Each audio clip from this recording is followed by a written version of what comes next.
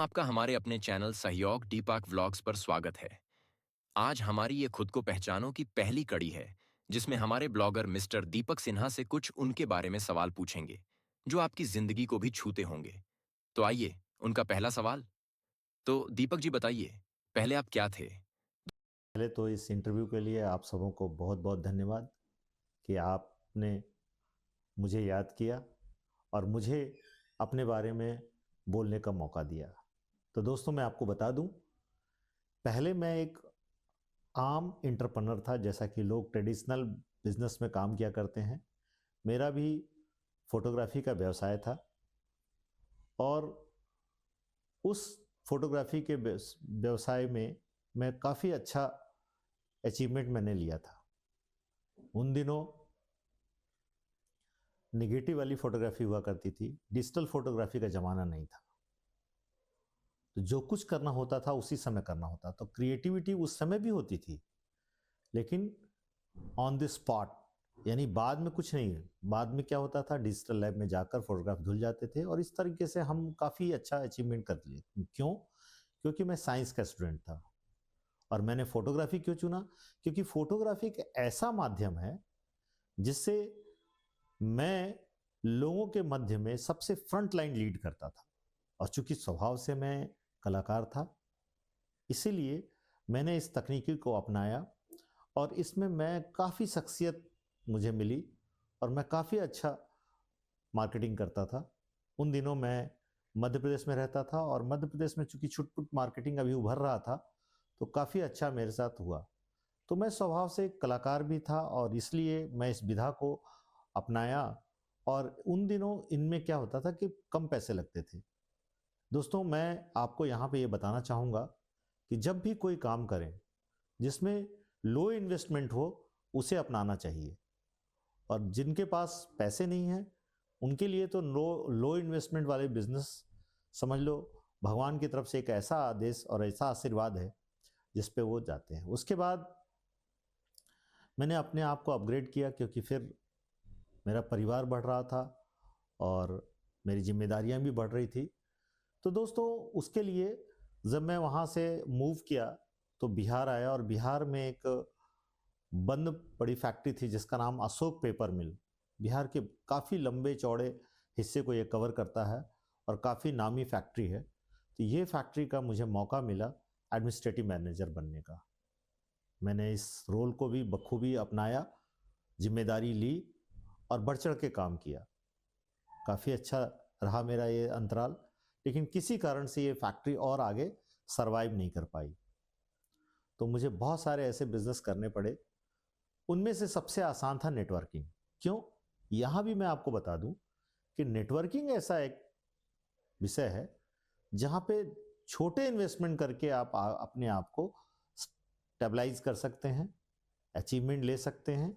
और इसलिए भी क्योंकि आपको अकेले काम नहीं करना पड़ता है। तो दोस्तों मैं अपने आप को काफ़ी सारे फ्रेमों में अपने आप को देखता रहा, अपने आप को तराशता रहा और आज आपके सामने हूँ। तीसरा सवाल, आपने यूट्यूब पर शुरुआत कैसे की? बहुत अच्छा सवाल है।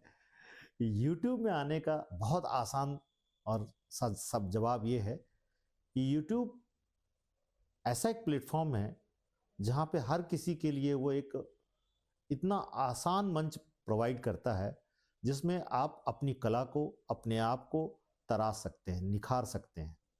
तो दोस्तों यूट्यूब मेरे लिए ही नहीं, सबके लिए एक ऐसा मंच है जहाँ पर आप चाहें तो अपने आप को वो एक्सपोजर दे सकते हैं जो आपके दिल में चल रहा है। आपकी कोई ना सुने, लेकिन आप अगर कैमरे के सामने बैठ के अपने आप को निखारोगे। जैसे मैं आपको बता दूं, बहुत सारे फूड ब्लॉगर हैं या कई महिलाएं ऐसी हैं जो खाना बनाती हैं, वो कहाँ जाएंगी दिखाने?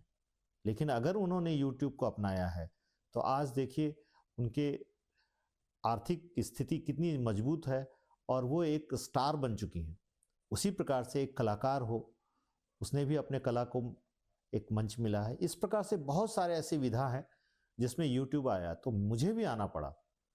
भले मैं थोड़ा लेट आया, उम्र के इस पड़ाव पे आया, लेकिन कोई बात नहीं। उम्र की कोई बंधन नहीं है, क्योंकि मैं जब देख रहा हूँ तो एक दादी अम्मा है जो मुझसे भी अच्छा कम पढ़ी लिखी हैं, लेकिन वो लगभग 70 साल की उम्र में आज ब्लॉग बना रही हैं। तो मेरे लिए तो आसान था, क्योंकि मैं सारी विधाओं से परिपूर्ण हूँ, मैंने बहुत सारे एक्सपीरियंस लिए हैं। तो मेरे लिए तो यूट्यूब पे आना बहुत ही आसान था, इसलिए मैंने यूट्यूब को अपनाया, क्योंकि यूट्यूब घर बैठे अपने आप को एक्सप्लोज कर सकते हो। आज देखिए मैं आपके सामने बोल रहा हूँ, ऐसे बहुत सारी चीजें हैं जो मैं आपको आने वाले वक्त में दिखाऊंगा। तीसरा सवाल, आपने YouTube पर शुरुआत कैसे की? नए लोगों को ही तो फायदा मिलेगा। हर आदमी जब अपने आप को, अपनी जिम्मेदारी को देखना चाहता है, अपने कला को निखारना चाहता है, अपने एक्सपोजर को उस आयाम पे लेना चाहता है जहाँ पे उसको एक आर्थिक स्टेबिलिटी में चाहिए, तो उसके लिए YouTube आसान और सबसे सुलभ तरीका है। एक ऐसा प्लेटफॉर्म जहाँ पर मैंने बोला ना कि आप अपने आप को तराश सकते हैं। आप देखिए, सीखिए, क्योंकि YouTube में ऐसे बहुत सारे कंटेंट हैं, हर तरह के लोगों के लिए कंटेंट। खाना बनाने के लिए है, डांस बनाने के लिए है, भजन के लिए है, भक्ति के लिए है, ऐसे तमाम कंटेंट इसमें आपको मिलेंगे। यानी हर व्यक्ति के लिए अलग अलग कंटेंट आपको मिलेगा, इसलिए मैंने YouTube को अपनाया। चौथे, इससे नए लोगों को क्या फायदा होगा? किन्हें हाँ, रोल मॉडल मानना अगर चाहिए? आप इस चैनल पे आते हैं, अपना चैनल बनाते हैं, तो आपको किसी न किसी को अपना गुरु मानना पड़ेगा, रोल मॉडल बनाना पड़ेगा, क्योंकि ऐसे बहुत सारे उदाहरण यूट्यूब पे पड़े हुए हैं जो जीरो से हीरो बन चुके हैं। मैंने भी देखा है, मैं भी देखता हूँ, और आपको भी देखना चाहिए। लेकिन यहाँ पे मैं आपको बताऊंगा, बहुत सारे लोग जल्दबाजी में किसी का वीडियो आधा देखते हैं, लाइक नहीं करते, सब्सक्राइब नहीं करते, उन्हें लगता है कि उनके जेब से कुछ चला जाएगा। दोस्तों, मेरा या किसी का भी आप वीडियो देखिए, तो आप अपनी कमेंट को ज़रूर उसमें दीजिए, क्योंकि उसके लिए कोई पैसा नहीं लगता है। और रही बात रोल मॉडल की, तो मैंने भी बनाया है रोल मॉडल। अगर आप नाम सुनना चाहते हैं तो आज किसी से छुपा नहीं है ये नाम, मनोज डे का देख लीजिए, कहाँ से कहाँ तक वो चला गया। आज यूट्यूब वाले बाबा को देख लीजिए, खुद तो स्टैब्लिश हो गए, दूसरों को भी मौका दे रहे हैं, समय देते हैं। ऐसे तमाम यूट्यूबर जो आज बड़े हुए हैं, लोगों को टेक चैनल्स के थ्रू और व्यक्तिगत मिलके इंटरव्यू देते हैं, पॉडकास्ट बनाते हैं। ऐसे तमाम तरीके हैं जिससे लोगों को वो हेल्प कर रहे हैं। कल मैं भी, अगर आपका सहयोग रहा तो कल मैं भी हेल्प करूंगा, क्योंकि मेरे पास तो पहले से उतने एक्सपीरियंस है। बस एक माध्यम चुनना था, तो आज मेरे लिए एक आसान माध्यम है कि मैं 1 to 1 में बैठ के बढ़िया से अच्छा, इससे अच्छा है कि मैं आपको यूट्यूब पे अपने आप को बताऊं। आप घर बैठे हर समय अपने आप को, जब आपके पास समय मिले तो मेरा चैनल खोलिए, मेरे ब्लॉग को देखिए और उसके बाद सीख लीजिए। तो रोल मॉडल आप किसी को भी बना सकते हैं, छोटा हो चाहे बड़ा, कोई फर्क नहीं पड़ता। मैंने बनाया है लोगों को, आप भी बनाइए। और बिना गुरु ज्ञान नहीं होता दोस्तों, इसलिए इस काम से पीछे नहीं हटना चाहिए। जो सरमाया वो गया। दीपक जी, आपसे आज की कड़ी का अंतिम सवाल, आपके सब्सक्राइबर को सलाह क्या देंगे? ये तो सबसे बड़ा पॉइंट है जो आपने अंतिम में पूछा, कि मेरे सब्सक्राइबर को। दोस्तों, सब्सक्राइबर अपना परिवार होता है।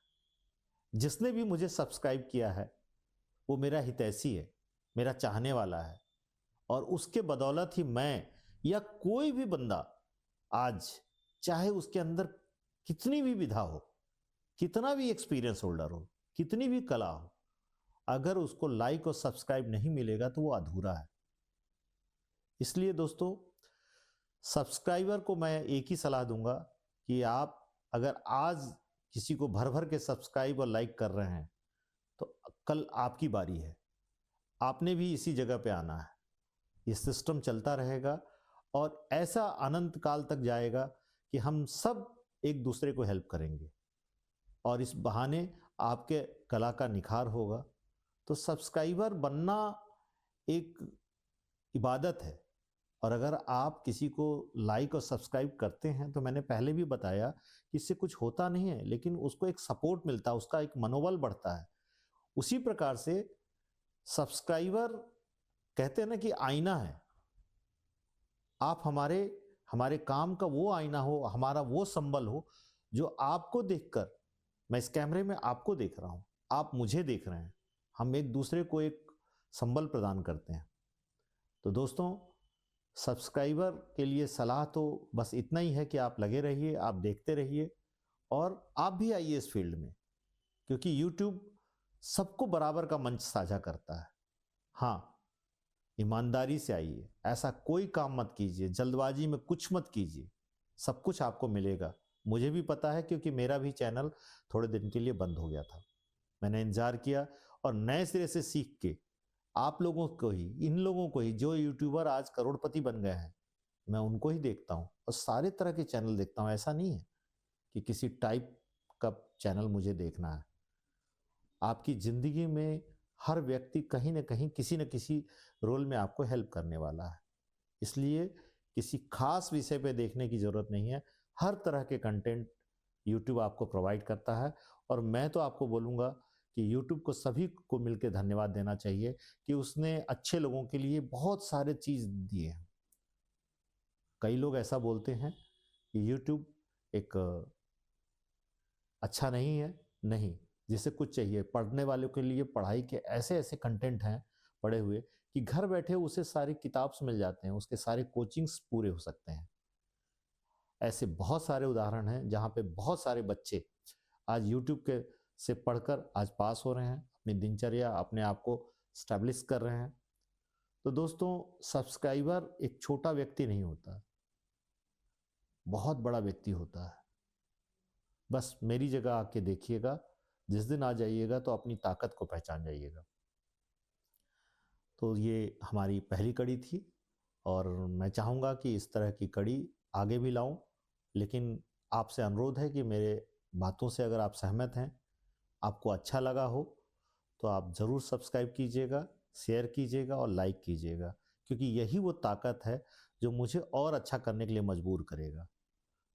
साथ में, अगर आप मेरी किसी बात से आपको परहेज है या आपको ठेस लगी हो तो कमेंट लिखिएगा, ताकि मैं अगली बार उस कमेंट को अपना सद्भाग्य मान के, अपना गाइड मान के मैं उस पर आगे बढ़ूं और आपको मैं अच्छे-अच्छे कंटेंट दे सकूं।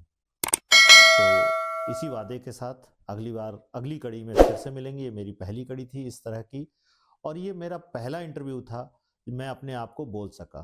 धन्यवाद यूट्यूब को, क्योंकि उसने मुझे मौका दिया और आज चूँकि इस समय बहुत सारे लोग व्यस्त हैं बड़े-बड़े लोगों का इंटरव्यू लेने के लिए। आपने मेरा इंटरव्यू देखा, ये एक तरीका था आपके सामने अपनी बात को रखने का। तो आपके जज़्बात और मेरे जज़्बात अगर एक हो जाएँगे तो हम सब एक परिवार हो जाएँगे और इसी वादे के साथ हम सब आगे बढ़ेंगे। तो बने रहिए मेरे इस ब्लॉग के साथ। मैं बहुत सारी चीज़ें दूँगा, साथ में नेटवर्किंग की बातें बताऊँगा, ज़ीरो से हीरो बनने की कला इसी में सिखाऊँगा और इस तरीके से मेरे को आप देखते रहिए, समझते रहिए और कम पैसे में छोटे रिस्क में कैसे करोड़पति बनना है, ये भी मेरे, चूँकि मैं कर रहा हूँ, मैं उसी के लिए मैं इस प्लेटफ़ॉर्म पे आया हूँ, तो आपको भी बताऊँगा। तो धन्यवाद। Thank you.